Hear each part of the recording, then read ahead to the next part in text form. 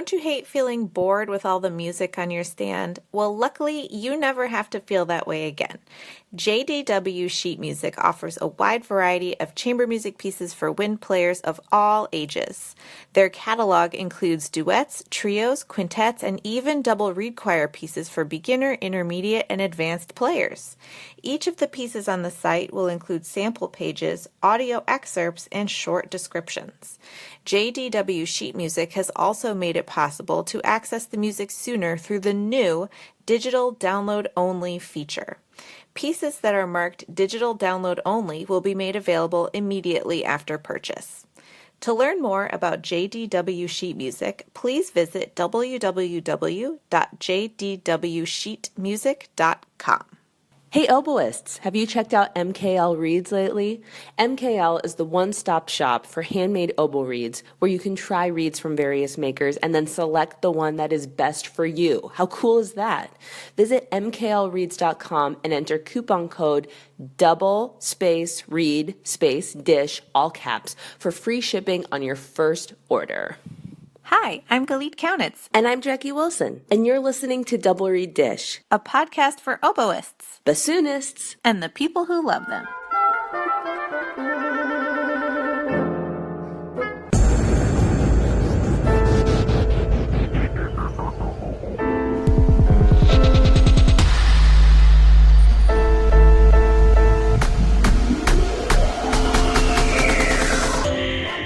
So I keep waiting to feel like this semester has started. I don't know about you. Like, I'm feeling like, okay, once my recitals over, I'll settle into the new semester. And then I look at my calendar.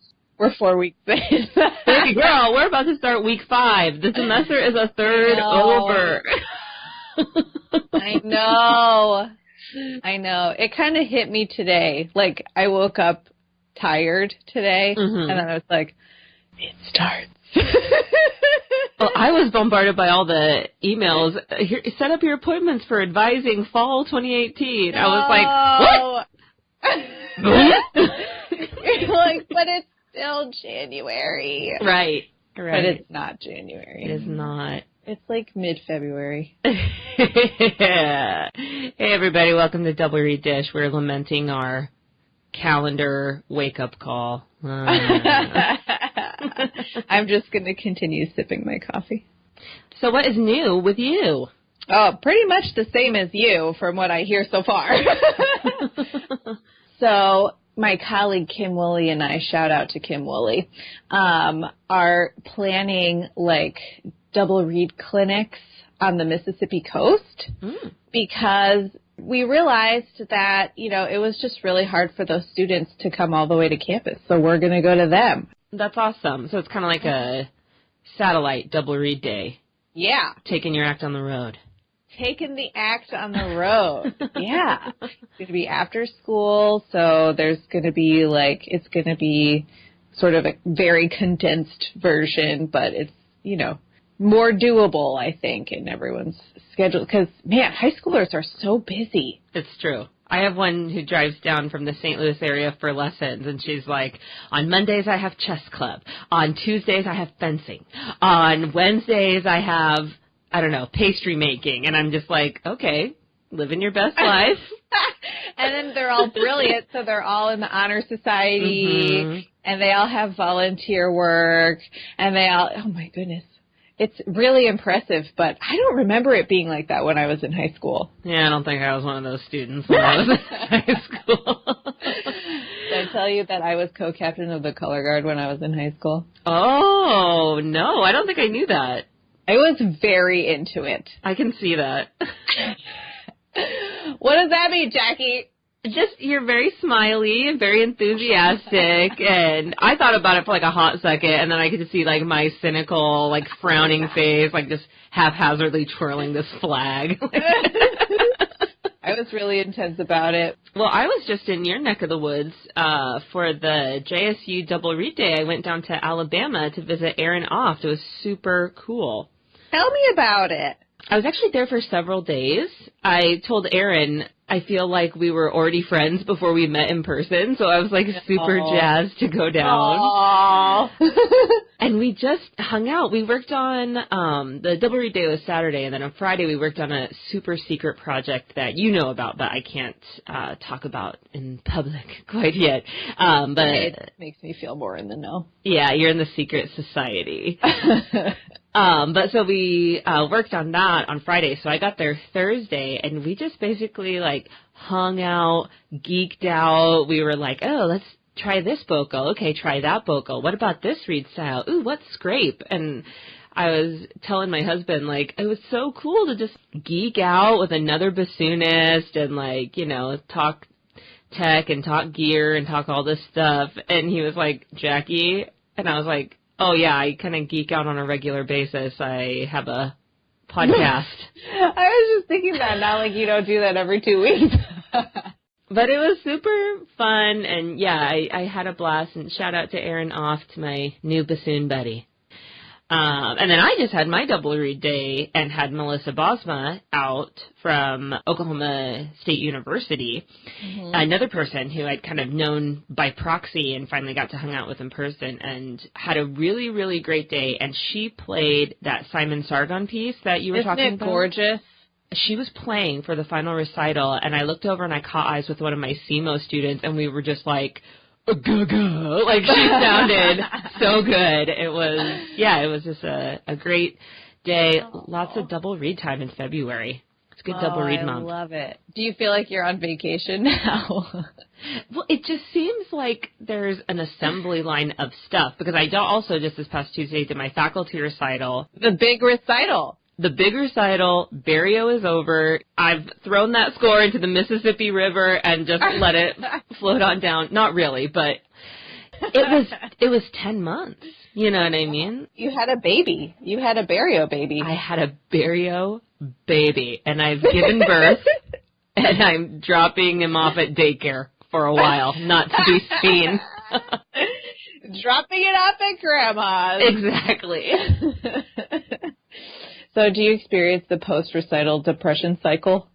No.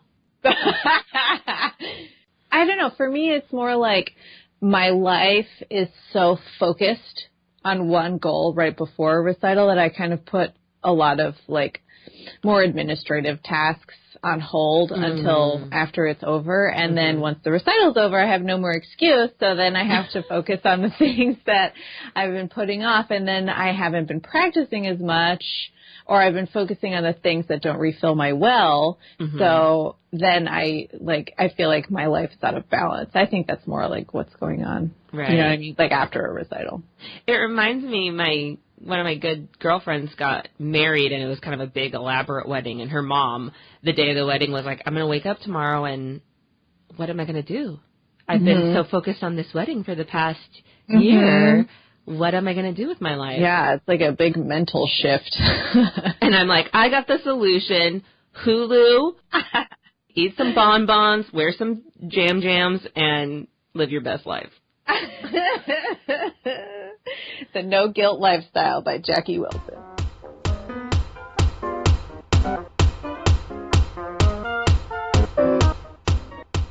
No matter where you live, Double or Nothing is there for you.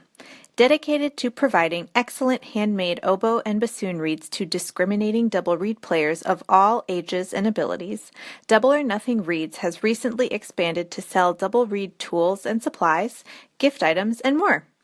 This includes knives, knife blades, thread, staples, cane, bags, and resources for students.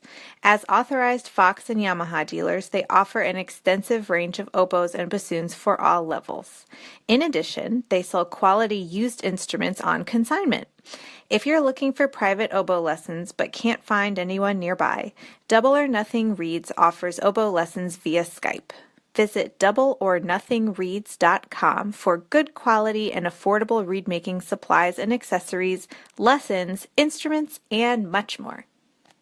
So we all know that Genda Industries is known for their reed knives, sharpening, and overall amazing quality in the double reed world. But there is so much more going on at Genda Industries. Did you know that you can get oboe and bassoon reeds from Genda Industries at the Artisan Mall?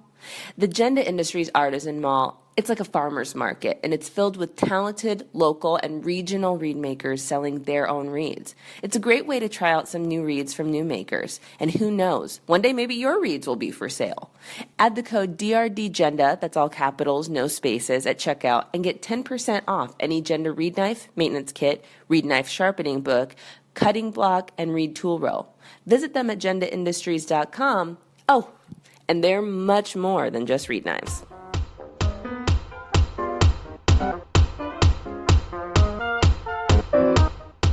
We are so excited to welcome to the podcast Nermis Mieses, Assistant Professor of Oboe at Bowling Green State University. Welcome.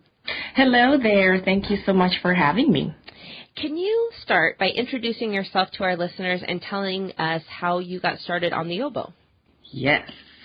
I am originally from Puerto Rico, and I grew up as part of a church family. And my father was a very musical person. He would sing to us and make us sing in the car, and also teach us how to sing in harmony.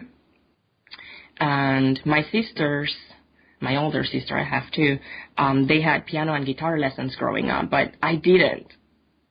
And I would actually just sit at the piano on my own, and Mom would always come by and think it was one of my older sisters, but it was, just me playing at the piano, trying to make up tunes by ear, because I guess I was craving music lessons. But it wasn't my turn yet. I guess I was too young for that at the moment or something. The funny thing is, my sisters ended up going into the science field in their careers, but it was me who turned it out to be the musician in the family. I was just so ready for it. So I did get a chance to study music when I got into a school that is specialized in music in Puerto Rico when I was going into my 7th grade. And the oboe was actually just assigned to me because it was the only instrument available. I didn't even know what it was. So we had to ask, what is this thing? Is that a typo? Oboe? What is it? I had no idea what they had assigned me. I selected other instruments like the saxophone and the flute and the piano, but I guess this instrument was meant for me, so it chose me. And as soon as I saw it, because a student came by and played it for me, I thought it was the most unique looking instrument. I guess I didn't have a lot of background in classical music before, so as soon as I heard it as well, I was just enchanted by the sound. I thought it was so unique. So I feel like from that moment, I just knew that's what I wanted to play. So I fell in love with it, and I practiced a ton. I had weekly lessons and ensemble, so that was very nice to get into that routine from age 12, basically nonstop in school every week.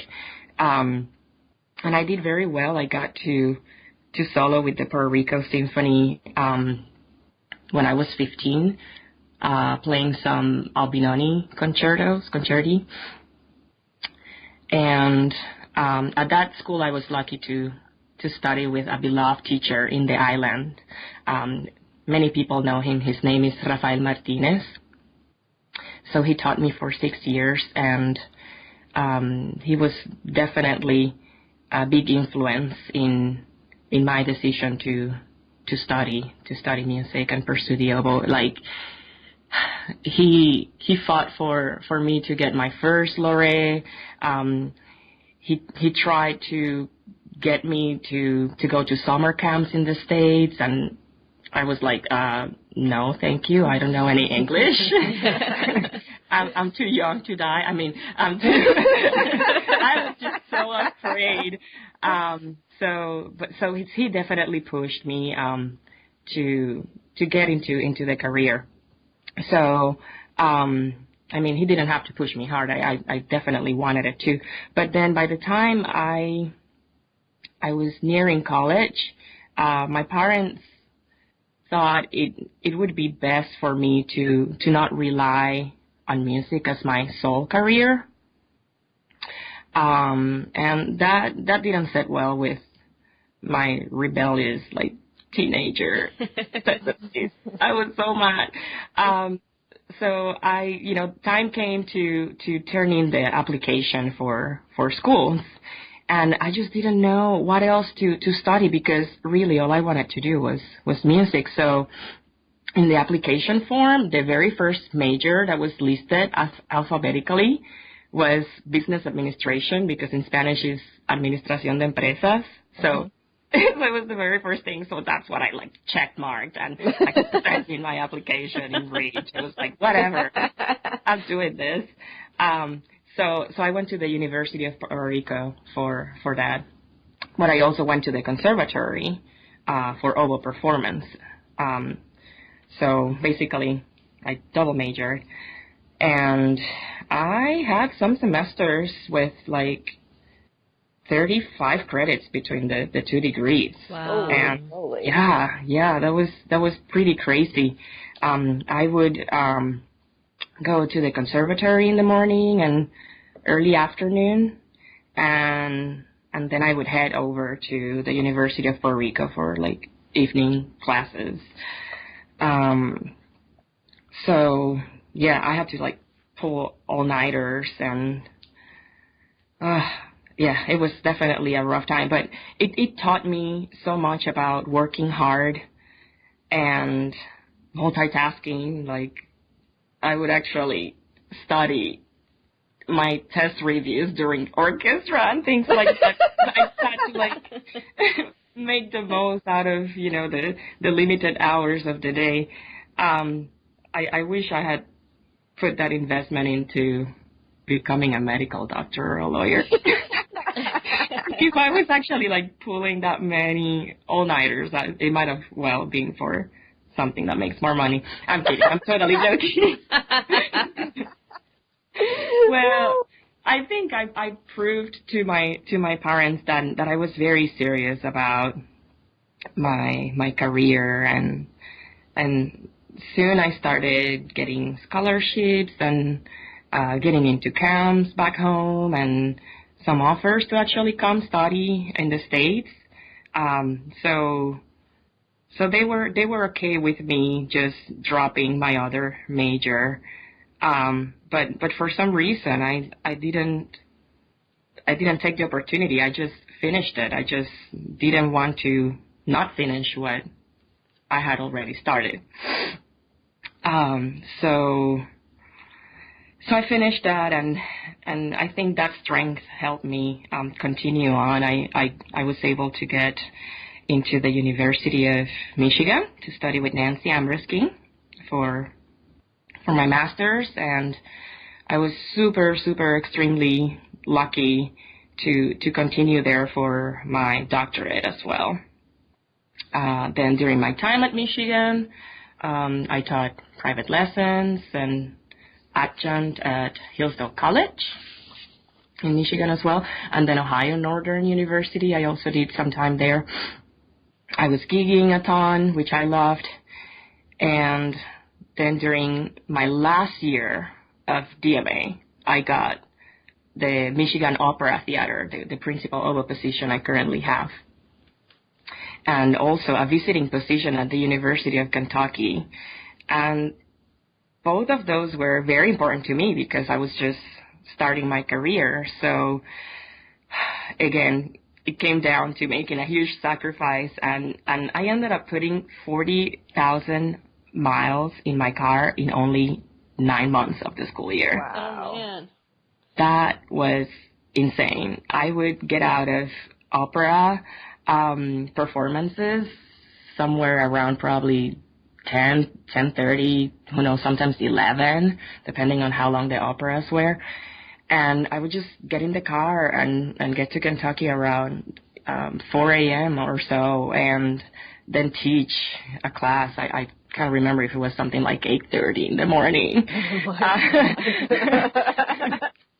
And yeah, that was very, very crazy. But I just thought I needed to keep these opportunities that were coming my way. So after that year was over, I got the job that I have currently at Bowling Green State University. So you talked about initially your teacher had encouraged you to pursue going into the United States for some opportunities, and you were afraid about that. What was the transition like when you went to University of Michigan? What was that experience for you?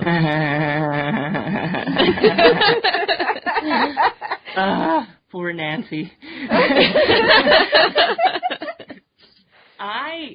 I was usually like so ready for lessons, but I remember this one lesson that I just came in crying. And as you can imagine, there was no lesson really that day.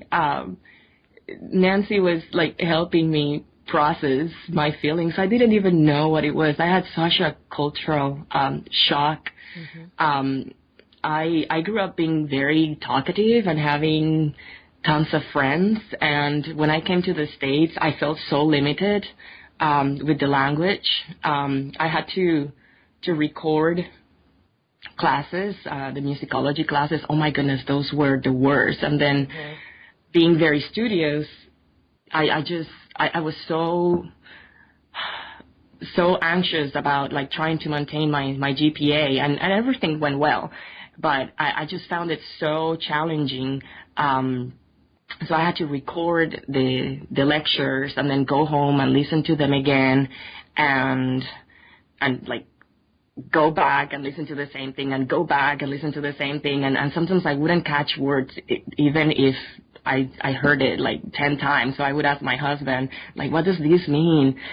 So it just took me forever to do papers and do the work that other students would be doing. So that was pretty shocking for me, being, previously a double major and maintaining a very high GPA and this and that. So that plus the fact that I felt like my friends, maintaining friendships was hard because I didn't have the tools to have people really know me and really know what was really on my mind. And I feel all of those things just accumulate, and you feel very trapped. And I can say that the transition was very hard for those first years. I even had nightmares sometimes that I would be in orchestra and the conductor would be asking me to do something, and I just couldn't understand at all what the conductor was saying. So I would like turn to the second oboe, like what is he saying? What does he want? And the second oboe would just be like, in this military position, like facing forward, like not paying attention to me. So I would like frantically like pay attention to the flute player and catch their attention. Like what did he ask me to do? I don't understand what he's saying. So I even had nightmares like that, where I was just so overwhelmed with my language barriers that, they will make it into my sleep. Wow. Yeah. Did it just slowly get better over time? I mean, okay. Or is it something that you had to, like you used specific studying techniques or, Not really. It's just something that got better over time. I just try to survive the everyday. Sometimes I remember trying to learn a couple words a day. Sometimes somebody would say a word or would use a word in a way that was just catchy for me that day. So I would make some like mental exercises for myself to use that word, and of course I would like overuse the word for the next week or so. So I don't think that I did anything in particular to get better. I feel like with the experience of the everyday at school, it ended up happening, and of course the patient people that took time to talk to me and wait for me to come up with words in a conversation instead of like, cutting it short because they were out of time or out of patience. So thanks to things like that, I somehow made it.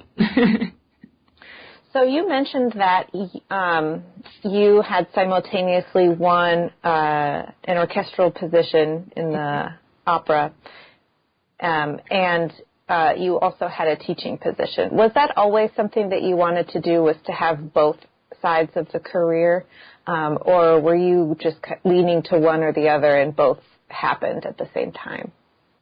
I always felt like I wanted to do both, like one without the other was empty, was just simply not complete. I would tell people at church, like, yes, I definitely want to teach and play and keep those going. So I always knew. So you are the first American to place as a finalist in the 2014 Barbaroli International Oboe Competition. Could you talk to us about that experience and, you know, what it was like and what it felt like and how you prepared? And we want to know all of it. Wow. Do I really have to go through all of that again?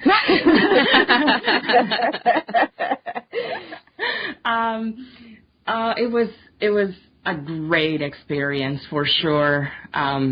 Such a big project. It was very hard for me to go through it too. Well, Nancy Ambrose King is, oh my goodness, such an amazing teacher and oboist and musician. And she just loved challenges and she loved keeping her students challenged. And she actually had me go to the Barbaroli competition. I feel like it was 2 years prior to 2014, the one that I ended up placing. And I was so not ready for that first experience. I didn't make it past the first round. And I was very insecure. I just felt like I was just not ready for it. But that experience was instrumental in preparing me for the next one, because I knew what was expected. I knew what I needed to prepare. This competition has 5 rounds, so 3 preliminaries and a semi and a final, and they're live. They're not that kind of competition where you send in a CD, a recording. So I knew that in my preparation I had to just be able to play these 6 pieces. I think they were 6 significant pieces of repertoire. Very, very securely. So in my preparation, I used pieces that some pieces that I already knew, of course, and also some newer pieces in order to comply with the variety of repertoire that's required. And I went with the mentality of, I'm just gonna compete and try to do better than the previous time. Mm-hmm. and just try to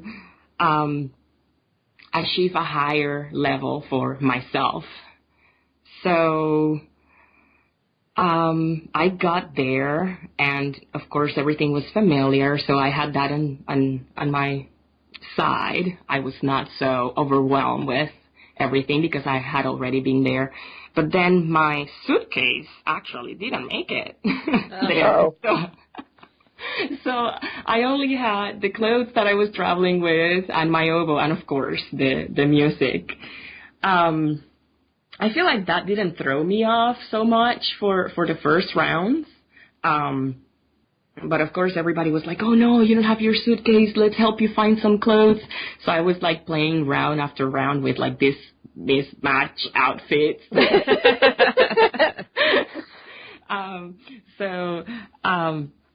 I made it into the semifinals, and I think that's when my bag actually ended up arriving after, like, international phone calls and just like running around trying to find my bag that was lost somewhere in Chicago. And that night, this is the moment that I remember the most, because the night of the announcement of the finalists, by that point I was so tired. I was so exhausted. I guess I didn't prepare for the exhaustion of playing so many rounds, one after the other, day after day. And also the rehearsals with the pianist. So it's like you mentally have to, stay on for days.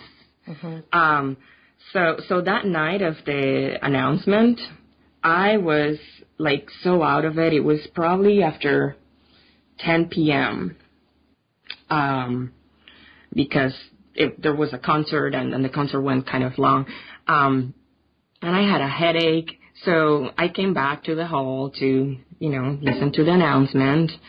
And I was all like leaning back on my chair, on my seat, because I was so tired. I was ready for bed. I was already like daydreaming, making plans for what I was going to do the next day and how I was going to rest and enjoy my time in the Isle of Man.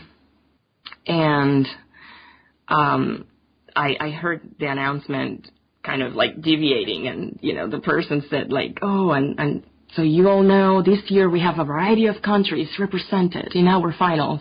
And I was like, oh no, that does not sound like a conventional country.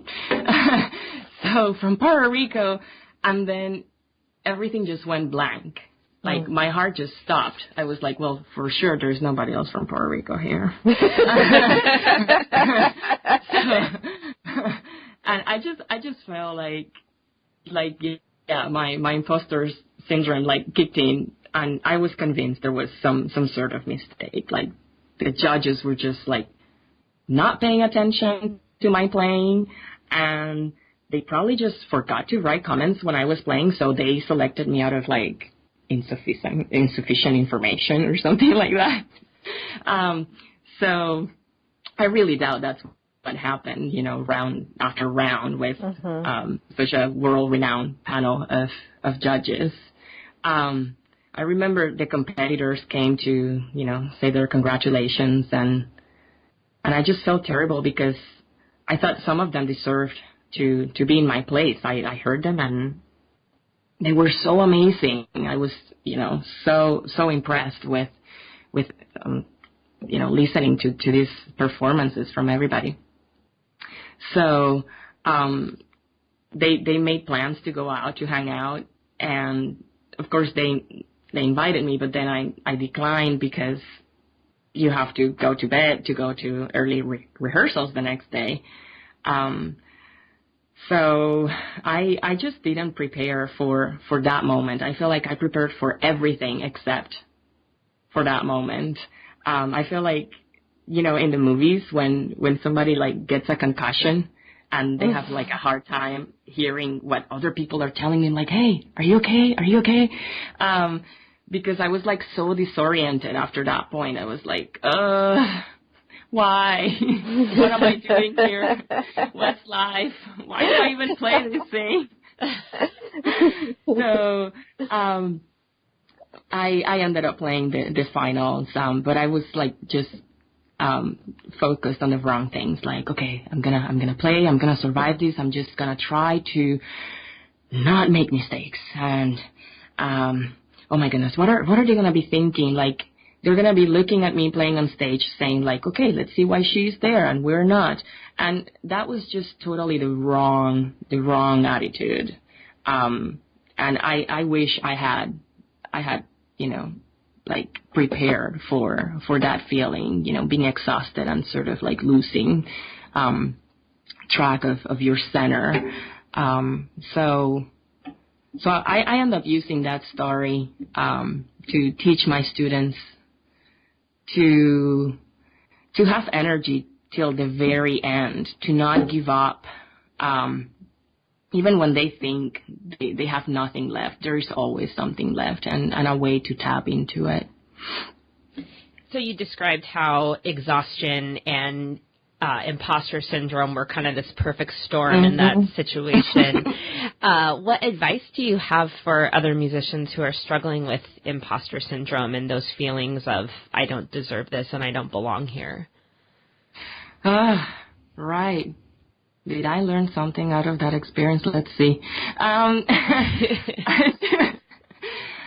feel like I just needed to tell myself that what I'm seeing through my own lenses is not necessarily reality.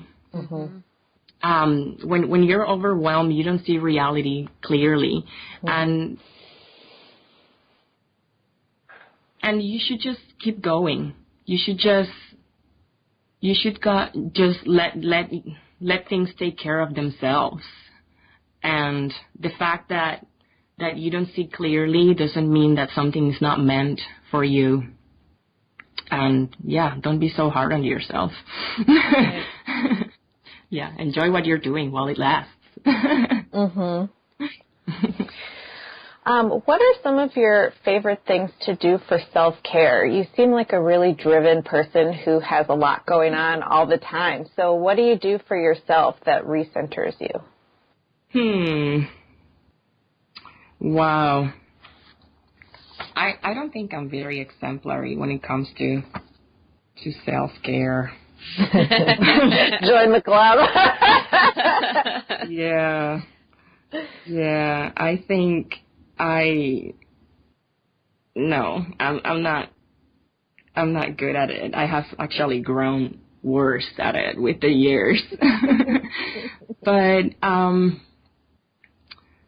I find simple things like funny YouTube videos to help with my stress levels, especially those that make fun of the nature of our profession. Oh my gosh, I love those. Yeah, they make me laugh, and like if you're watching them right before performances and things like that, like they just like help me drain some of the adrenaline.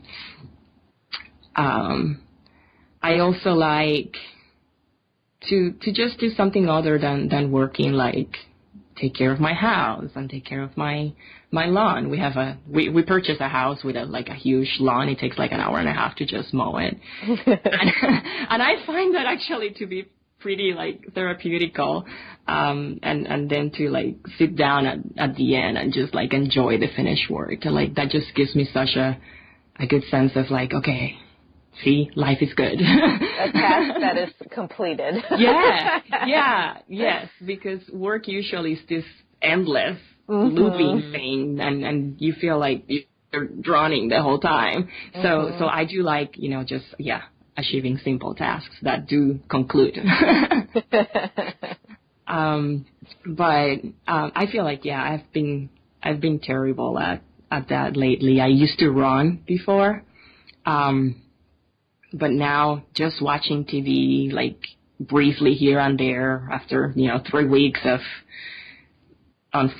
work that doesn't stop. It's something that's just refreshing to just do something ordinary and just relax for some time. So yeah, I'm terrible at it. Seriously. In terms of practice, do you have a warm-up regimen that you do, and how do you structure your practice sessions so they're as efficient as possible?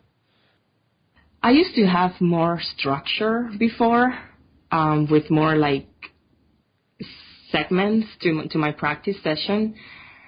Lately, what I do is a warm-up for the stream of condensation of the instrument, to get set right. So I play in the low register, and I made some exercises for myself, for my pinkies to warm up, and for me to be like more agile with alternate fingerings and things like that. And this is all in the low register for like 2 minutes. And then after that, I like to do like scales in thirds. I love scales in thirds. Also with like fluidity in my fingers. I'm a strong believer on that. And I consider those same scales to to be a long tone for my embouchure. Sometimes I even do them with circular breathing and things like that. And I just find it's a quicker way to get where I'm trying to get. And then after that, I just go right into all the repertoire that I need to be practicing for recitals or the opera. Oh my goodness, those opera books are endless. Or any other performances and gigs. So I feel like as a student, my practice sessions would definitely have many more separated segments, and now it's just like, okay, what needs to be done now? Right. But I do have goals. I do have phases in my daily practice where I'm trying to achieve different goals as I move along. So that's kind of how it looks like at the moment. Do you have any favorite repertoire that you use when you teach? When I teach, well, I do teach the standards. I enjoy teaching things like the Goosen's Concerto and Devon Williams and Mozart. I find those are such iconic pieces in our repertoire that after teaching it time after time, it's so easy to have so many ideas and to just really understand the piece. But I also like teaching contemporary repertoire, works by Silvestrini and things like that. And it's so exciting to see when students when they become so connected with extended techniques and contemporary music, when they actually are excited about pursuing this on their own and they come up with pieces of their own that they want to learn, because I find in contemporary music you need all of the skills that other styles, other eras of music teach you. So in order to make it work, you really have to think hard about things that you can use to really sell this and to really make it connect with the audience. So yeah, I enjoy teaching those too. Can you tell us about a favorite memory of a past performance? I do have one. And it actually made it into the list because of what happened after the performance rather than during what was happening during the performance. My husband and I were playing at a home with a good friend, violin player. And after our performance, we would talk and we would play, and the people were just so engaged in what we were doing. They just enjoy so much when musicians come to the home and perform for them. You can see it in their faces when they're just taking into every single turn of the music, every single twist of it. And that to me is so meaningful. But what was particularly amazing was the fact that this gentleman at the very end, he came by and he told us, your music is better than the medicine they give us. Aww. And all of a sudden I was like, wow, I can believe I've been forgetting how powerful music actually is. And I felt like I had been missing the point in all of those years of study and, trying to get better. That music is not for ourselves. I don't know, that just stuck with me forever. And the gentleman was so sweet as well that that's definitely my favorite memory of a performance. One of our new favorite follow-up questions to that has become, do you have any embarrassing memories or scary memories? Anything you'd like to share?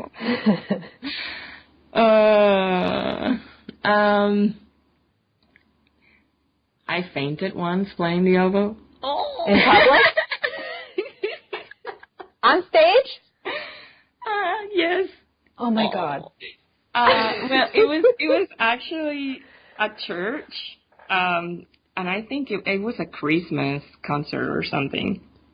And I had stood up to play Jisoo, Joy of Man Desiring, with my husband at the piano, and I was, waiting for my turn, sitting down, and then, of course, you stand up to go to play, and as soon as I stood up, I was like, well, this feels funny, but, you have to, start playing, so, take deep breaths and keep it together and start playing. So off I went, and I remember playing, few bars of this, and then, feeling like I was, losing my balance, and I was like, oh, no. So I stopped playing, and I actually, hold on to the music stand. And my husband was behind me, and he was like, Nermis, are you okay? And I just turned to him, and I was like, just keep playing, just keep playing, just keep playing. So he started playing his part and my part. And I was just, trying to not fall. And I really can't remember much. According to my husband, I did fail. But according to myself, I basically just locked my knees. I was like, I'm not going down.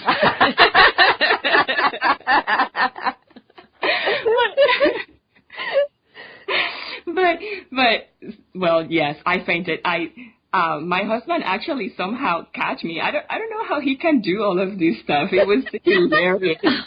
It was hilarious. He was playing my part, catching me in the air.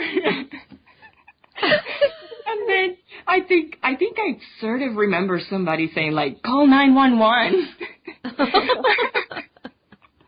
And then I was so embarrassed.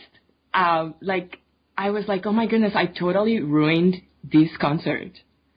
What are these people going to feel like this Christmas concert is ruined.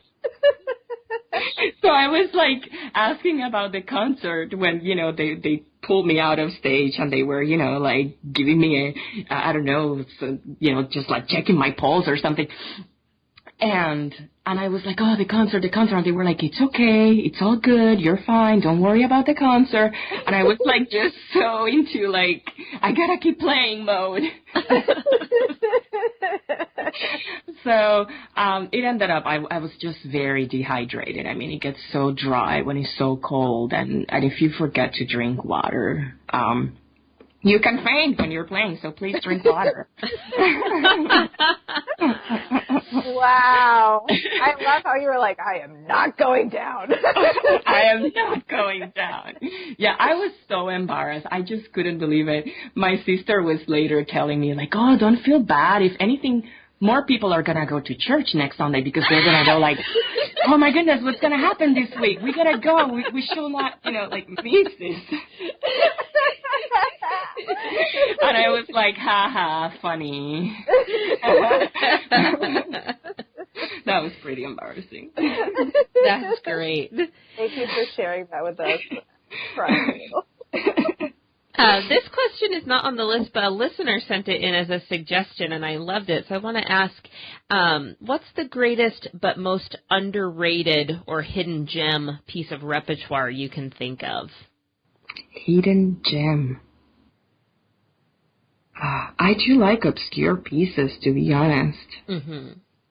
I feel like the ones that I'm thinking about are not so hidden. I like the fancy Interlude. Oh, I don't know it. It's originally for string quartet, and there are a few recordings out there. it's just so beautiful. It uses the oboe in such an elegant way, such a luxurious way, and also the string ensemble, or there's also a version for piano. So yeah, that's one that I can think of, but it's not so hidden, but yeah, it's a great piece too. So what advice do you have for a young person who aspires to have a career like yours? I would say that at the end of the day, it's all about what the music means to you. We are artists in training, and we must seize every opportunity to be as artistic as possible. In the practice room every day, in lessons, in performances, in auditions.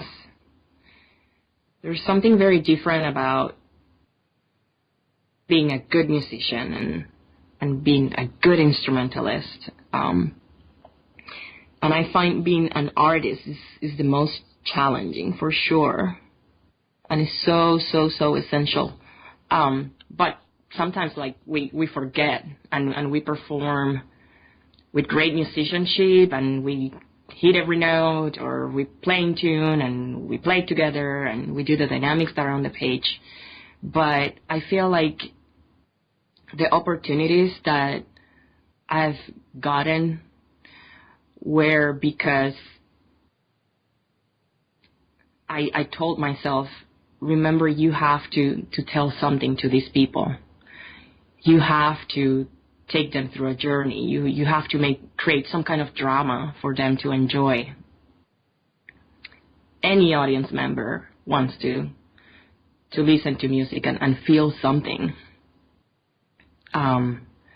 And I feel that has been very important in my career, keeping that inside. Not all the time, unfortunately, but I think all of us young people should keep that in mind.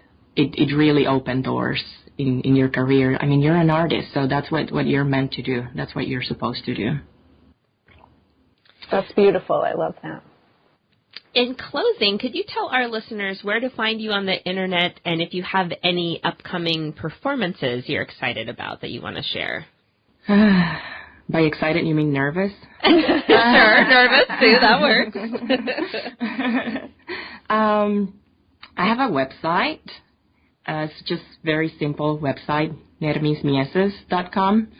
You can probably just Google it. And also, I'm pretty accessible through Facebook. If I see you holding an oboe on your profile picture, I most likely just friend you right away without asking any more questions. And my Bowling Green State studio also has a Facebook page, but we mainly use it to post silly things and funny videos and things like that, just like to celebrate who we are and, yeah, the fun we have doing what we do.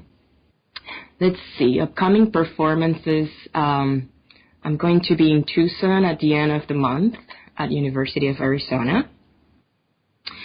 And I have my faculty recital at BGSU that actually can be streamed live through our BGSU page. Perhaps you can even Google live stream BGSU College of Musical Art. After that, I go to Eastman. I think it's February 13. And then I start opera season with Prokofiev, Romeo and Juliet, and Ricky Gordon's 27, and Tosca, and this and that. So that will basically put me into May easily. So not busy at all then? At all, no. Well, Nermis, thank you so much. It has been so lovely to talk to you, and thank you for sharing all of your insights and ideas with our listeners. We really appreciate it. Yeah, thank you. Thank you so much. Yeah, you guys are so much fun. I can't wait to the many episodes coming ahead. Thank you so much.